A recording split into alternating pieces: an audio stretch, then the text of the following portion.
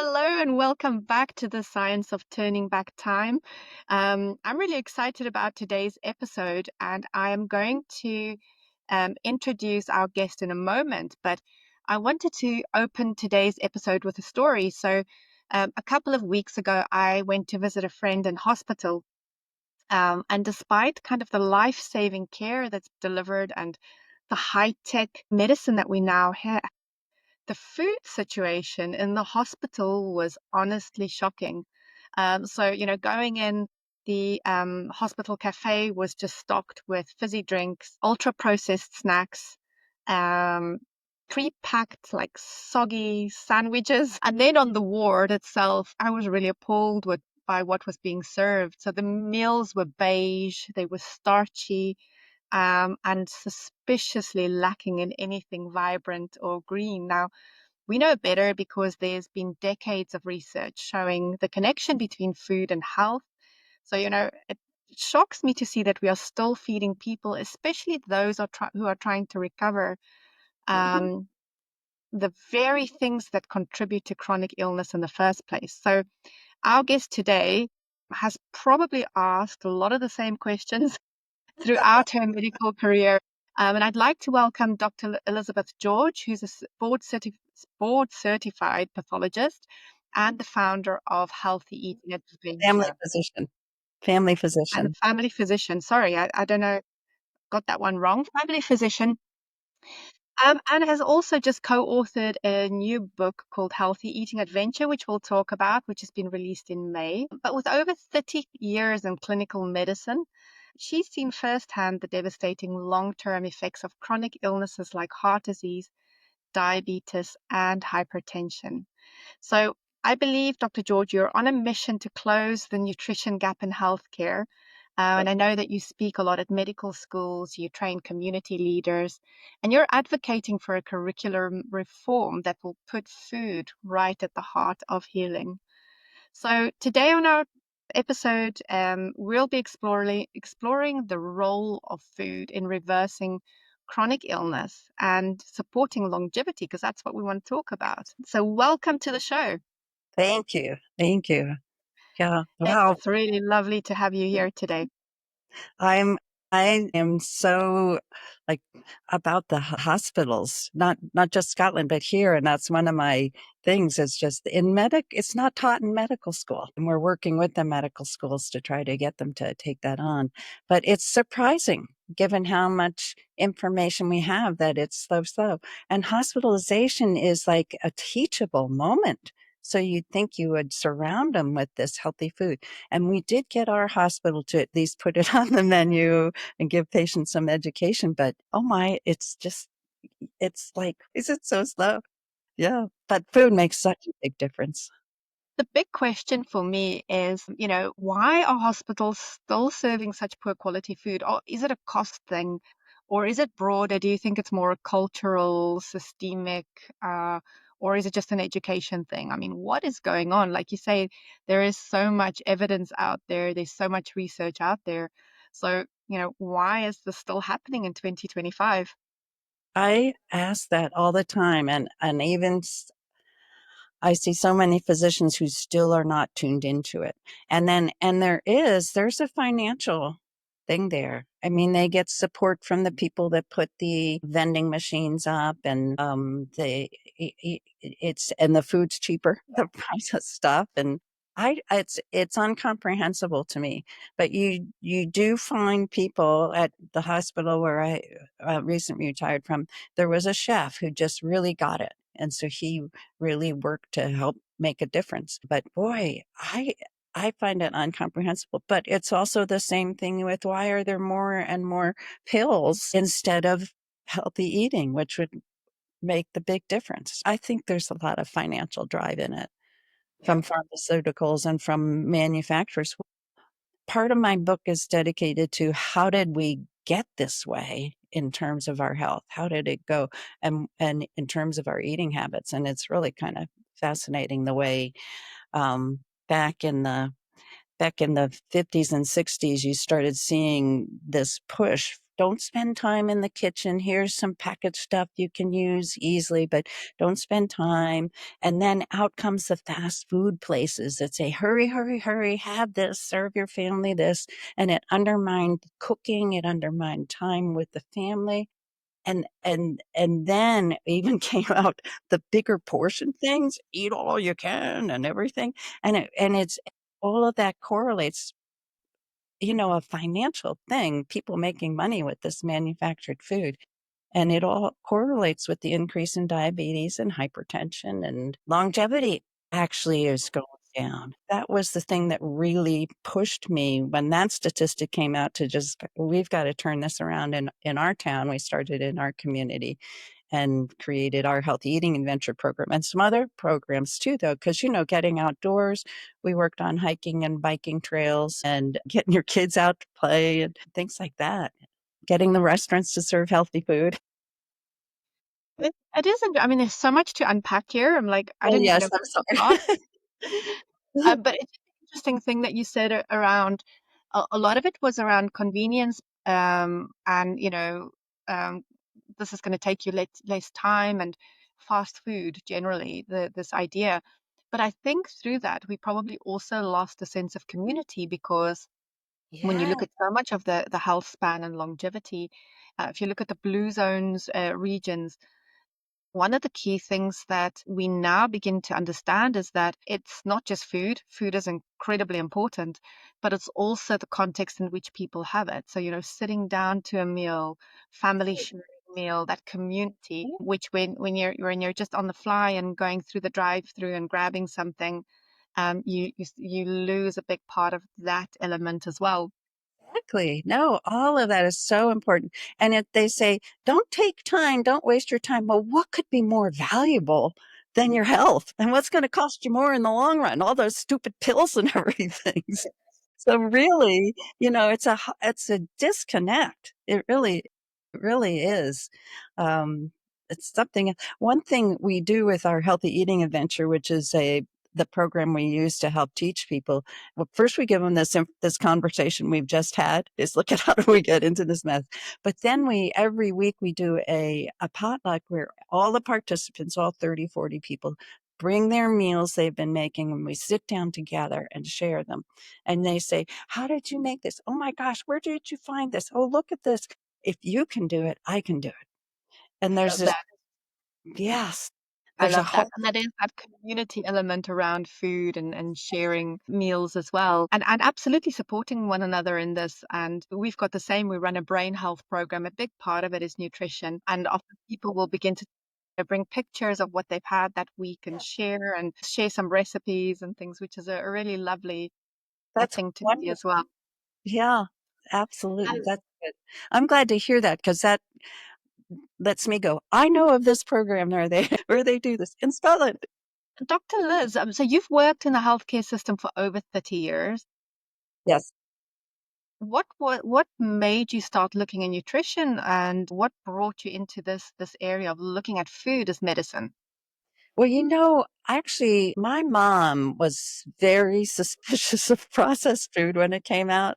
And she was a label reader before they even really pushed labels. So I got some of it from my mom.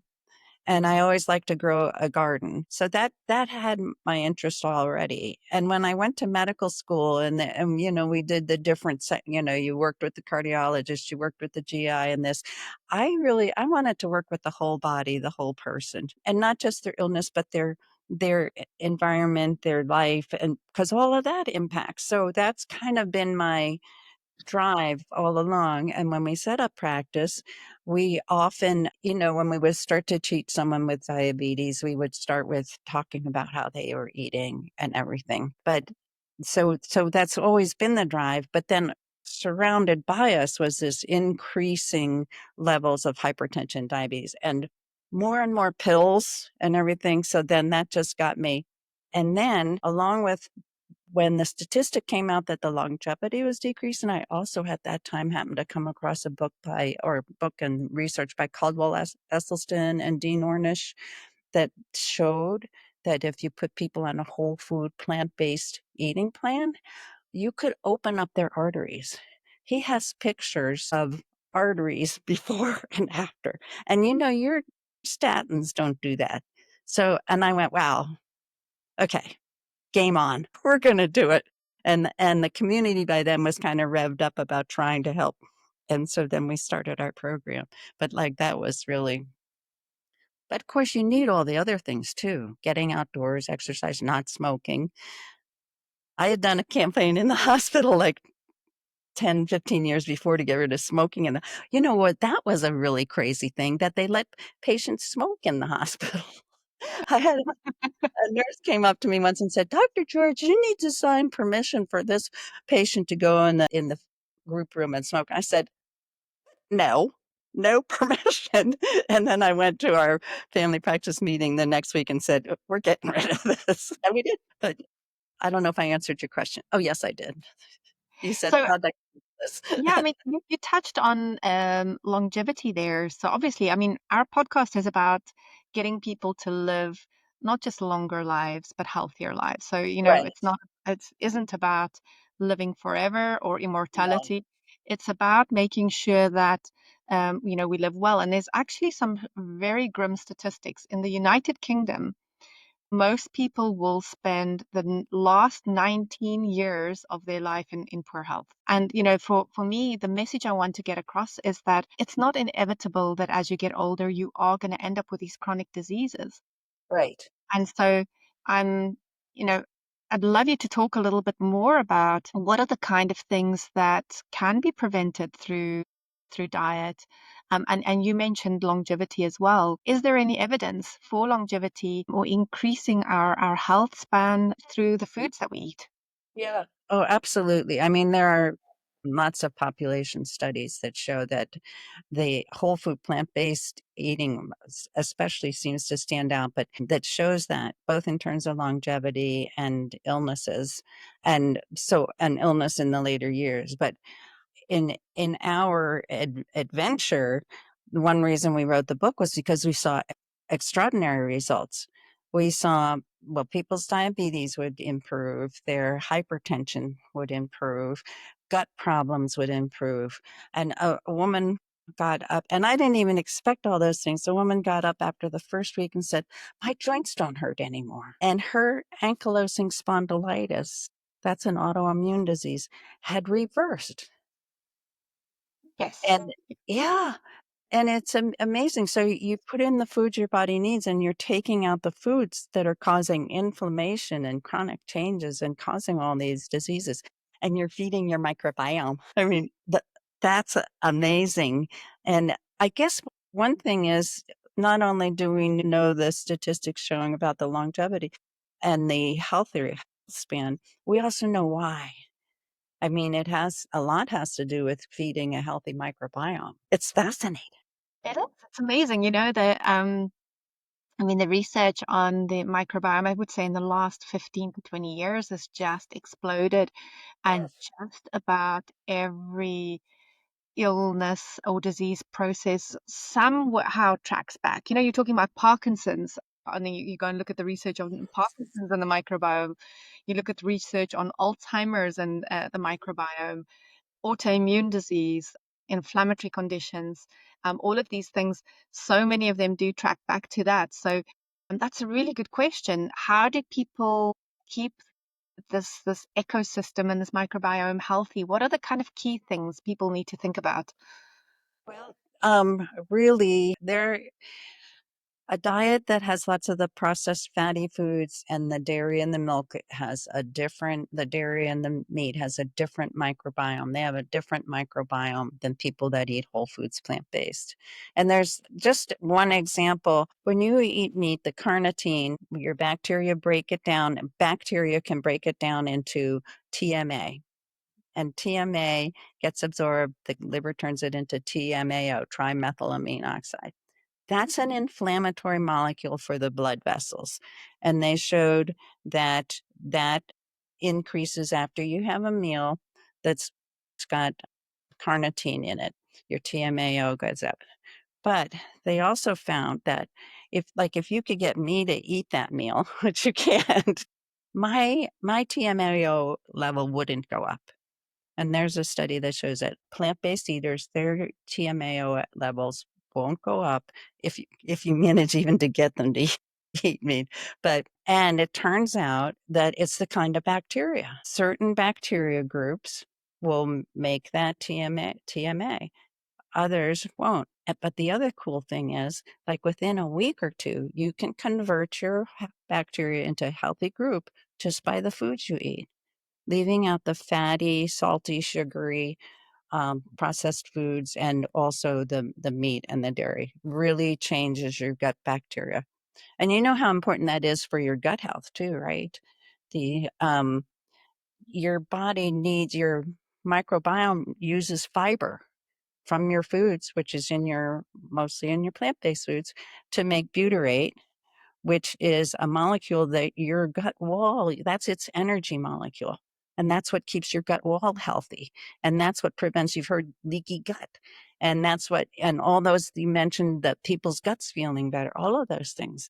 It's just so fascinating. I don't know if I answered your question Oh, or not. yeah, absolutely. And I mean, leaky gut itself is an interesting one because that's been one that's been so controversial in, traditional Western system. But I do see more and more now that we are seeing more research papers actually using the term, talking about intestinal permeability, whereas I think 10, 15 years ago, when we spoke about this from kind of an integrative medicine perspective, we were laughed out of the room. Whereas now, there's a lot more, I would say, acceptance in the medical community that there is a real issue around gut permeability. Yeah, absolutely. And there's Will Bolshewiks has done seen many. I think he might. Is he from England? He's seen patients for that last 10, 15 years now, and seen the gut issues like ulcerative colitis and Crohn's and everything heal from being on whole foods plant-based. Mhm. And it's because you get your gut bacteria working, and then you get your butyrate going, and you get your gut wall healed. And there's a lot of other things, the inflammation that some of those other foods just plain almost directly cause. Yeah. Yeah, and Yeah. and it is a balance of putting in what the body needs and taking out what is creating damage, because, often I see this in my teenage daughter, who will eat things that she really shouldn't, and then she'll come in and say, I'll have a smoothie, and then that will just kind of cancel it out. So, and I see a lot of my patients do this as well.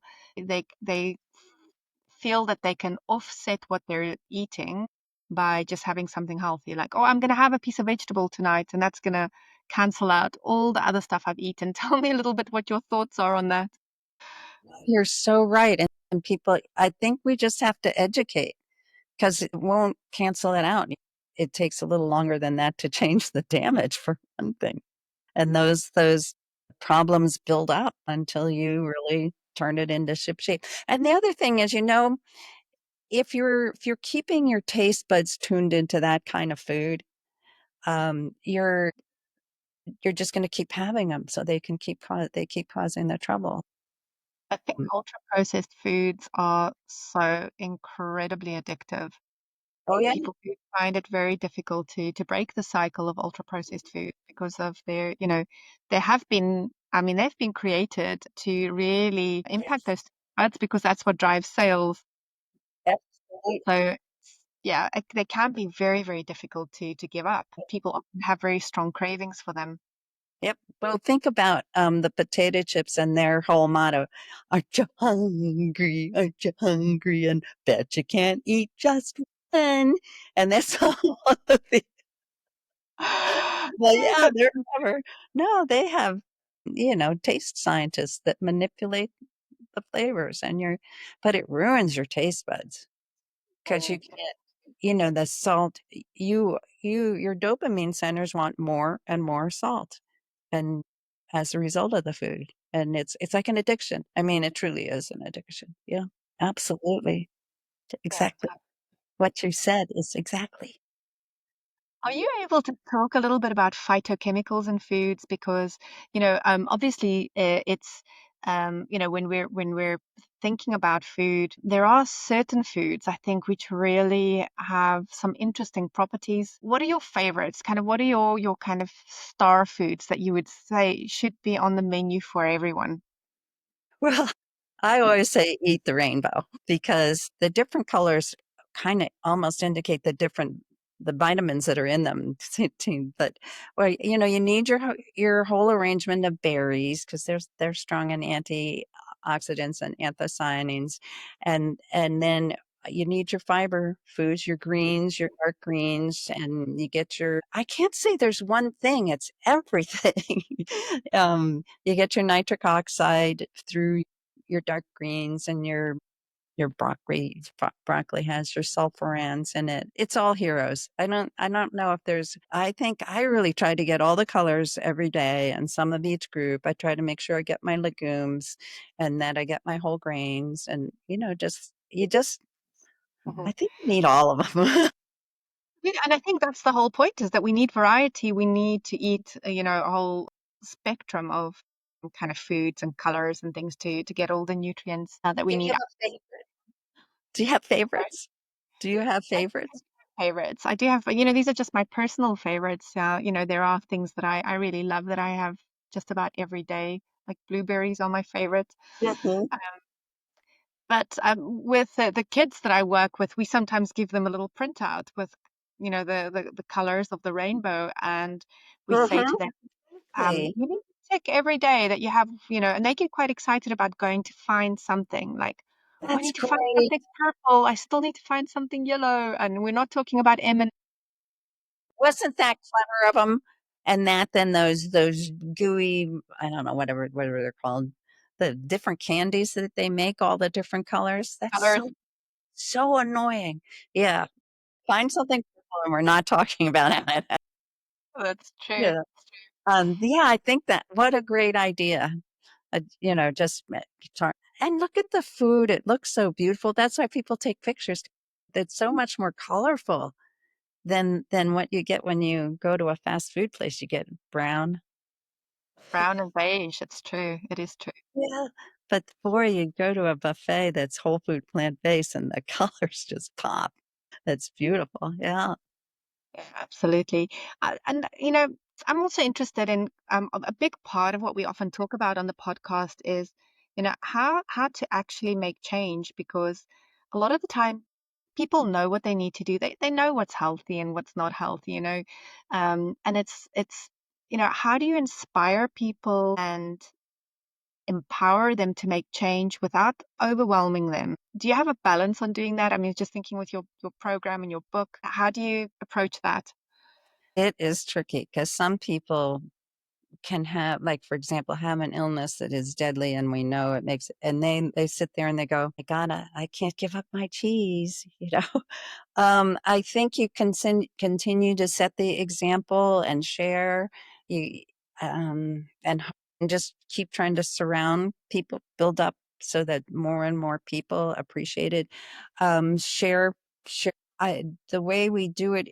If people are at least a little bit motivated, so like when they come to our program, it really does help for them to get the information. We don't bombard them but to do and then the sharing with each other and the tasting together.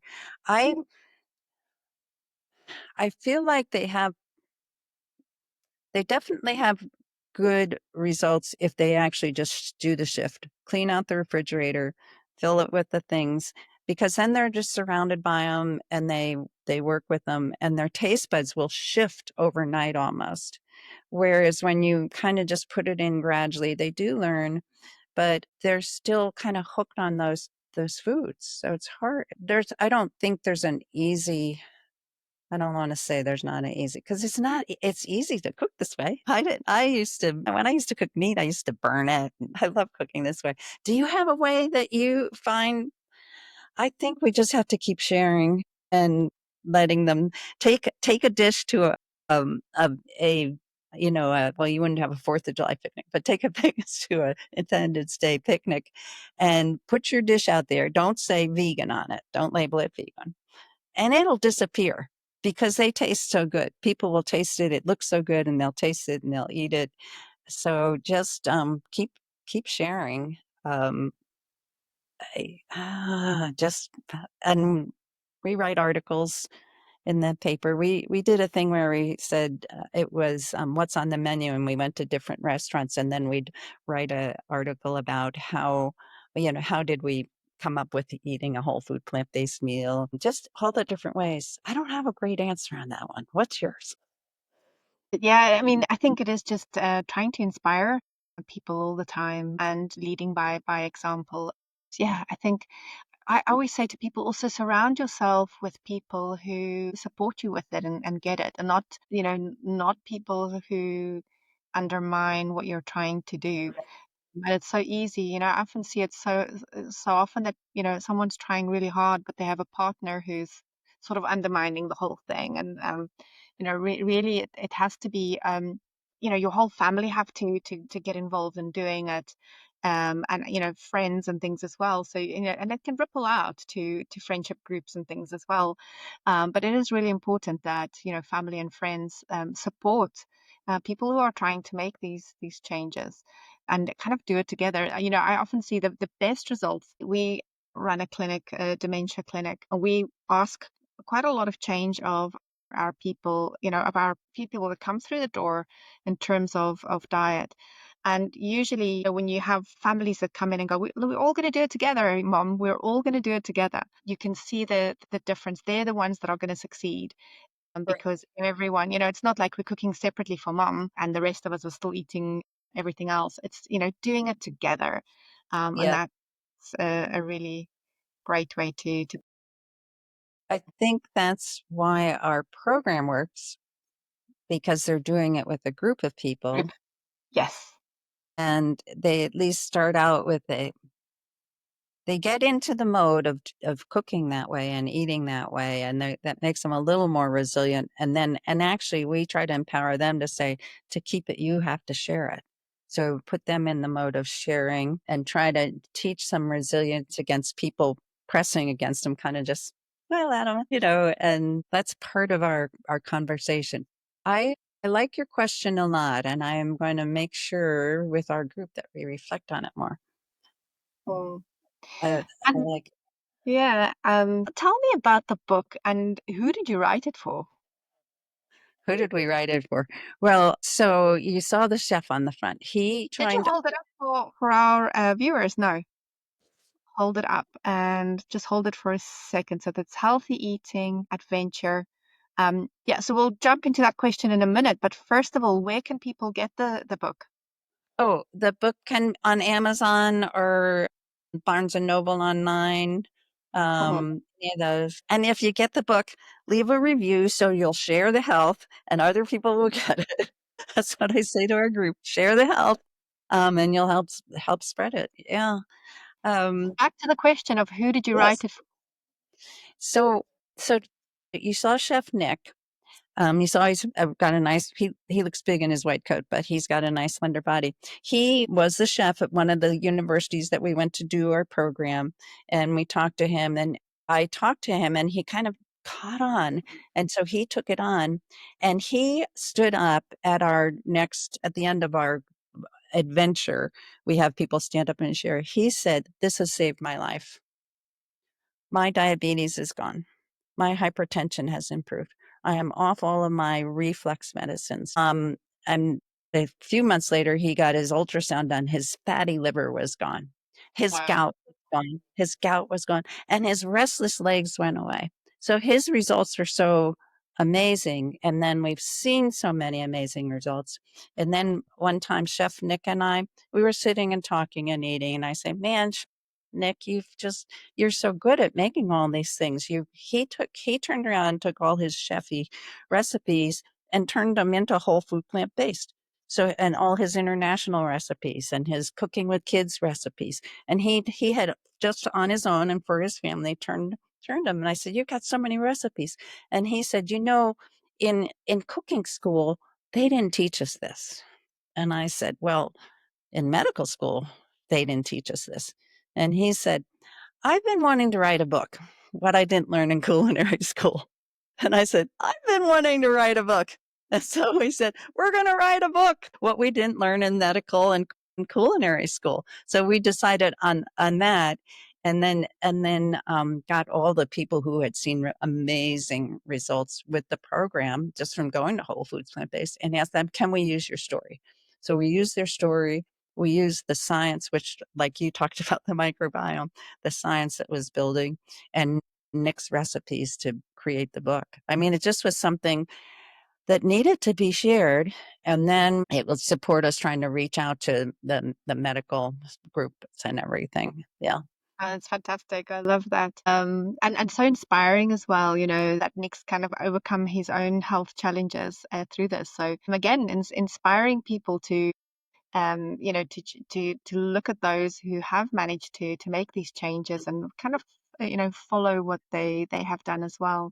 I want to talk a little bit about medical school and how much nutrition training there is in medical school, and whether that's changing at all these days. Is it are we seeing more nutrition training coming in? A little bit.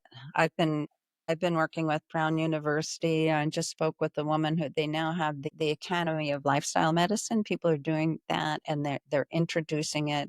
And I think it helps now that we know the science. I try to get them. There's a lot of science in this, like TMAO and the leaky gut. That all should be talked about. And in terms of the plant-based eating. So there is a program that I think it's a medical school in Michigan had developed. So there's things out there. It is starting to creep in and they're starting to catch on, but there is this funny, creepy resistance too. But people just can't imagine. But yeah, your food is a funny thing to, some people are very attached to their, like we said, it's an addiction. But yes, it is starting to creep in. There's several groups, PCRM, I'm sure you've heard of them, Physicians Concerned for Responsible Medicine, that yeah, are just we're working on it. Absolutely. I think, yeah. How about in Scotland? Are you seeing some changes? It's slow. It is slow, but we have a couple of people who kind of spearheading that change out publicly, and I think that because the public opinion is beginning to change and people are beginning to ask their doctors, so often I would have people coming in, when I do my intake, and they've got diabetes, type 2 diabetes, and we'd start talking about nutrition, and they have no idea. No one has ever mentioned to them that their diet plays a role. They're given metformin, they're told to, we'll just monitor it, and it's never been mentioned once that there's anything that they can do themselves. So, and then when patients get this information, they feel really empowered, like to go and make some change, but they're not initially given a lot of that information. But we are beginning to see a change. There has been some big names here in the UK, like Dr. Rangan Chatterjee and with Dr. Mosley as well, which kind of really started to create more public That's, awareness yeah. about it, which is great. I have fun because when a person goes through our program, and then our book just came out, but then they take Caldwell Esselstyn's book with them to their doctor. And their doctor goes, "Wow, how did all your numbers change?" And they go, "Ta-da!" and then those doctors then start. They don't jump right into, but so it's actually sometimes it's the patients educating the doctors. For sure. Absolutely. Yeah. And I think, that's the one thing these days, our patients are just so much more educated. A lot of the time, when my patients come in, sometimes they know more about their own certain diseases than I do because they've researched their own specific Right. illnesses, disease processes so well. So we have to expect that our patients are going to come in with sometimes more knowledge than we have, and that they are going to educate us. Okay. Yeah, and that's good. Can we talk for a second about diabetes, the Yes. changes? Yes. So they have identified that it's the fat that is causing your insulin resistance. They have seen on MRIs that fat builds up in your muscle cells and in your cells, and that fat causes mitochondrial dysfunction, and the insulin receptors get messed up. So insulin can't attach to your cells. And that's what's causing the insulin resistance. So, yes, having sugar then comes in and the sugar goes high, and that's a problem. But the big problem is the sugar can't get into the cells because they're jammed up with lipotoxicity. So, getting rid of the fats, the excessive fats in the diet, is a big help. And then the wonderful thing about a whole food plant based diet is you don't have to count your carbs. If you're sticking with your non-processed foods, your fruits, your vegetables, legumes, and whole grains, and you're eating a balance, Mhm. it works, which is great. Can we just come back to the point of fats there? And I think, things like fatty liver and fat around the neck, Right.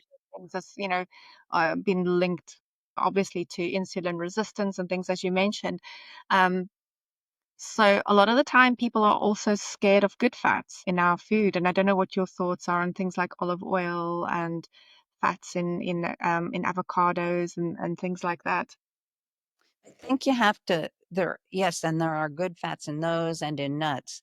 The trick with olive oil is it's also got a significant amount of saturated fat. And, the opinions diverge on those, and I think with the oils, but when you think about it, you're taking, a seed or a grain or something like an olive, and you're squishing out the oil, and you're just giving the person that, and you're leaving out all the other components that that food might carry and help that oil or whatever be processed and used properly. And there is a study that shows that when you give people a dose of the different oils, canola and olive oil, there was a study, your vasodilation decreases and that direct large amount of fats. So um, I don't use oils. No oils at all. No, I cook my vegetables just in a hot pan and then slowly add a little vegetable broth, and I don't like that slick, oily thing. You find different opinions on it, but they do have saturated fat, and it's basically a processed food it's only a portion of a really significant Mm. food. I think, yeah, also, I mean, a lot of issues with some of the oils is the way in which they're processed, and especially the seed oils go through quite significant processing. So, I think if you got a really very good quality virgin oil, olive oil, for instance, compared to mass-produced oils that we're seeing in the supermarkets, that are also very processed, the quality of oils are sometimes very questionable. Yeah. So, one last question for you. I think it's just 7:45 in the morning, so I'm sure you probably haven't eaten anything today. But tell us, what did you eat yesterday? I'm kind of curious about what's on the menu for you on a Okay. normal average day. Okay. So in the morning, I almost always start with this granola that my husband makes, which is made with oats, some different seeds. He makes it and we put some craisins in it, and it's just delicious. And I use soy milk on it. And then I usually put some kind of berry, like blueberry. Yesterday it was blueberries and strawberries, and that's breakfast. And then lunch was a beet burger. I make beet burgers out of beets. They're really good. It's got beets and legumes in it. It makes a patty. So when when I made my beet burgers, I made 2 dozen. I didn't do that yesterday, but another day. And so then I have them frozen in the refrigerator. So it's easy. And with the beet burger, I put some steamed kale on it. I had it on some whole grain bread. I often use Ezekiel, but I forget what this one, but I always use one that's like really, when you look at the ingredient list, it's just things I can pronounce. It's just the whole wheat, the whole grain. And with that, I had a leafy green salad and had broccoli on it. And often on my salad, I add some orange, but just because I want to have a citrus fruit each day. And I always during the day, I have some black tea, some green tea, some coffee. All of those things have benefits. And then for supper last night, what did I have for supper? I had some of my roasted vegetables, and I make this really neat roasted vegetable dish. I take the dish, I put on the bottom, I put some kind of whole grain like brown rice or quinoa, and I put a little water in there. and then I put some yams, sweet potato cut up. They have a little bit more nutrients than the white ones, but your white ones. But leave your skin on. Don't take your skin off. And then I put carrots and celery and onion, and I get that all cooking along. And then when it's almost all cooked along, and you have to be patient. It takes a while to cook it. When it's almost all cooked along, I add some broccoli, and then I put some beans on it, legumes. And I use different spices depending on what my mood is, but I try to use spices, turmeric and cardamom and paprika and stuff like that. And that's also a whole big dish that I then have other nights. But so then I have a serving of that, and I almost have a salad twice a day, a big green salad. But I put different things in it. That last night's probably had tomatoes and stuff also. I can visualize all the color there. It's, yeah, absolutely gorgeous. And for dessert, I had a little bit of avocado ice cream. Avocado ice cream. You can actually do some really nice things with avocado, these and all kinds of things, which is interesting. Yeah, but all the colors, gotta have the colors, you're right. Yeah, yeah. I Absolutely. I think that's something really good for people to learn, though, is to cook, cook a good sized portion, big dish, and so that you then have it to bring out easily other nights and stuff. Same like if you do a steam fried dish with tofu and everything. Yeah, absolutely. And it just it makes it easier if you've kind of got, because I think a lot of the time what happens is people come home, they're tired from work, they it's been a busy day, and to then maybe they think, oh, I'm not, I don't have energy to cook. I'm just going to get a takeaway. So if you've got something that you can quickly pull out that you've batch cooked and you've prepared ahead of time, just makes it so much easier not to fall into that situation Yeah. where you're doing that at the end of a long day. The thing is to try to remember, if you are doing it, chopping is very relaxing. It's a meditation. Yeah. Yeah, it's a meditation, and also you can put music on. So on the other hand, agree with you 100%. On the other hand, we've been talked into saying that this is not a way that to relax or a way. Whereas one woman I had, she said, "Now when I cook, my daughter comes in the room and she brings friends and we stand and talk." Yeah. Again, that Yes. sense of community, isn't it? Yeah. Yeah. So we have to remember those things, like that you get into the zone and you have fun. Yeah. Yeah, absolutely. Food is medicine and it's community as well. Yes. Yeah. Dr. Elizabeth George, I really want to thank you for your time today. It's been an honor to have you on the show, and just lovely to hear how, medicine is beginning to change and um, around nutrition. So it is exciting that hopefully in the next few years, we're going to have a lot more education in this area. But if you're looking to read the book, Healthy Eating Adventure, as Dr. George said, that's available in the UK, it'll be Amazon, which is really, really great to hear. And thank you so much for your time today. It has been a pleasure to talk to you and hear what you're doing also. I love it. It's so fun to just compare that's wonderful. It's good.